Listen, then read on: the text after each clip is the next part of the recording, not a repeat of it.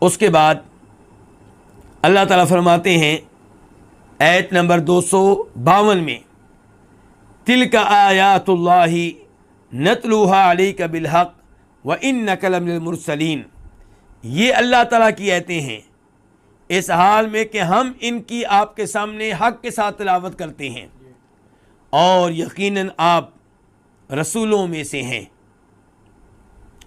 تل کا اس میں اشارہ ہے اور یہ مؤنث کے لیے ہوتا ہے، تو اشارہ کس چیز کی طرف ہے؟ ان آیتوں کی طرف جو پیچھے گزری ہیں۔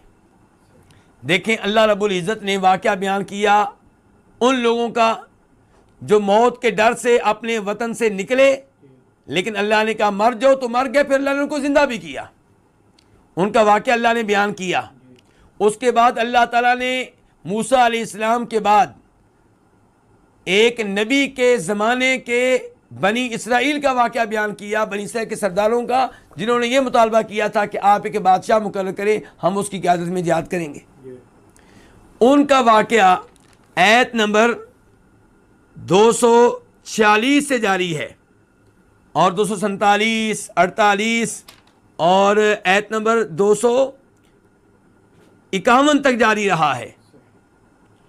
تو اللہ تعالیٰ کہہ رہے ہیں ان واقعات کے بارے میں، ان آیات کے بارے میں جو گزری ہیں کہ تلک آیات اللہ، یہ اللہ تعالیٰ کی آیتیں ہیں، نتلوها علیک بالحق، جن کی ہم آپ کے سامنے حق کے ساتھ تلاوت کر رہے ہیں۔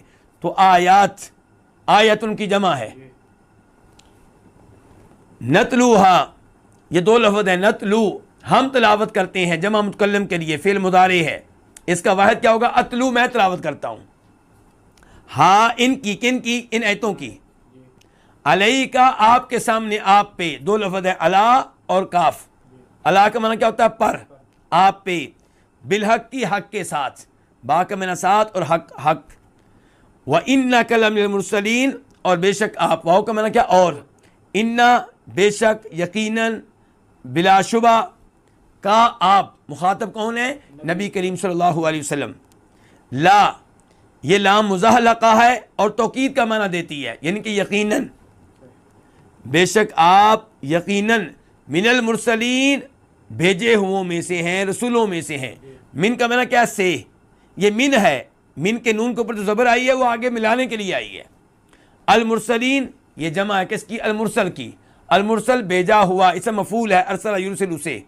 المرسلین بھیجے ہوئے، وہ کون ہوتے ہیں؟ رسول۔ یقیناً آپ بھیجے ہوئوں میں سے ہیں، یقیناً آپ رسولوں میں سے ہیں۔ تو یہ تھے اس آیت کے الفاظ اور مفردات۔ اب ہم آتے ہیں اس آیت کی تفسیر کی طرف۔ اللہ تعالیٰ کہہ رہے ہیں یہ اللہ کی آیتیں ہیں۔ یہ اللہ کی کون سی آیتیں ہیں؟ شرعی یا کونی؟ یہ اللہ کی شرعی آیتیں ہیں۔ قرآن کریم اللہ کی شرعی آیتوں کا نام ہے۔ اچھا، اللہ کی کونی آیتیں کون سی ہوتی ہیں؟ کونی نشانیاں کون سی ہوتی ہیں؟ سورج، چاند، ستارے، آسمان، زمین، یہ سمندر، یہ دریا، یہ سب اللہ کی کون سی نشانیاں، کون سی آیتیں ہیں؟ کونی۔ اور یہاں پہ بات ہو رہی ہے اللہ کی شرعی آیتوں کی۔ تو تلک آیات اللہ، یہ اللہ تعالیٰ کی آیتیں ہیں۔ اچھا، یہ اللہ تعالیٰ کی آیتیں ہیں، ان آیتوں سے کیا پتہ چلتا ہے؟ ان آیتوں سے پتہ چلتا ہے کہ آپ واقعی اللہ کے نبی اور رسول ہیں، ورنہ آپ تو طالوت کے زمانے میں نہیں تھے، آپ تو جالوت کے زمانے میں نہیں تھے، آپ داؤد علیہ السلام کے زمانے میں نہیں تھے۔ آپ کو کیسے پتہ چل گیا کہ بنی اسرائیل کے چند سرداروں نے اپنے زمانے کے نبی سے مطالبہ کیا تھا کہ ہمارے اوپر ایک حکمران مقرر کریں جس کی قیادت میں ہم لڑ سکیں گے؟ آپ کو کیسے پتہ چلا کہ ایک قوم ہزاروں کی تعداد میں اپنے وطن سے نکلی تھی موت کے ڈر سے، لیکن بچ نہیں سکی؟ اللہ نے کہا مر جاؤ، مر گئے، پھر اللہ نے زندہ کیا۔ یہ ساری تفصیلات آپ بیان کر رہے ہیں، تو یہ آیتیں، یہ واقعات، یہ تفصیلات بتا رہی ہیں کہ آپ واقعی اللہ کے نبی ہیں، اللہ نے آپ پہ یہ معلومات نازل کی ہیں، یہ اللہ کا کلام ہے، اس سے پتہ چلا کہ آپ واقعی اللہ کے رسول ہیں۔ تو تلک آیات اللہ، یہ اللہ کی نشانیاں ہیں، اللہ کی آیتیں ہیں، یعنی کہ جو دلالت کرتی ہیں آپ کی نبوت پہ، آپ کی رسالت پہ۔ نتلوہا، ہم ان کی تلاوت کرتے ہیں، ہم ان کو پڑھتے ہیں، علیہ کا آپ کے سامنے۔ اللہ رب العزت کیا براہ راست اپنا کلام نبی علیہ الصلوۃ والسلام کے سامنے پڑھتے تھے؟ نہیں.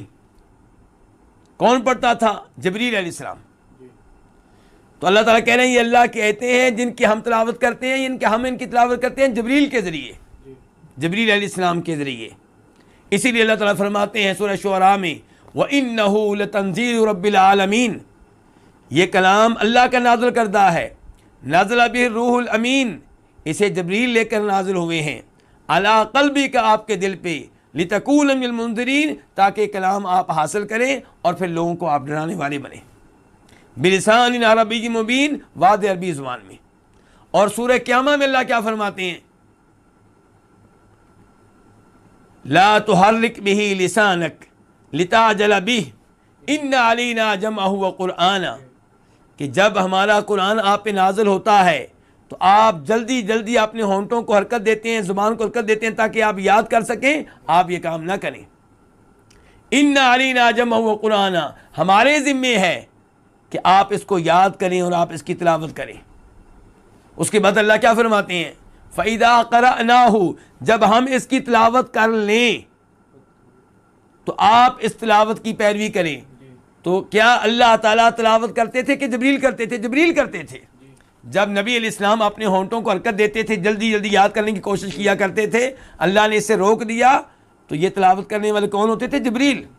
تو یہ کہنا چاہتا ہوں کہ ان آیات سے، سورہ شعراء، سورہ قیامہ کی آیات سے پتہ چلا کہ یہاں پہ تلاوت کرنے والے سے مراد کون ہے؟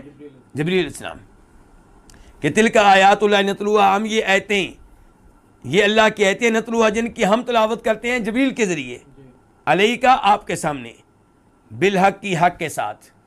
یعنی کہ ہمارا اس کی تلاوت کرنا جو ہے یہ ایک حقیقت ہے، اور یہ کلام جس کی تلاوت کی جاتی ہے وہ بھی حق ہے، وہ باطل نہیں ہے. وَإِنَّكَ لَمِنَ الْمُرْسَلِينَ، اور یقیناً آپ رسولوں میں سے ہیں. یہاں یہ بتانے کے لیے کہ نبی علیہ السلام اللہ کے رسول ہیں، اللہ تعالی نے یہاں پہ دو تاکیدیں استعمال کی ہیں. ایک اِنَّا، بے شک، یقیناً، اور دوسرے نمبر پہ لام. کیوں؟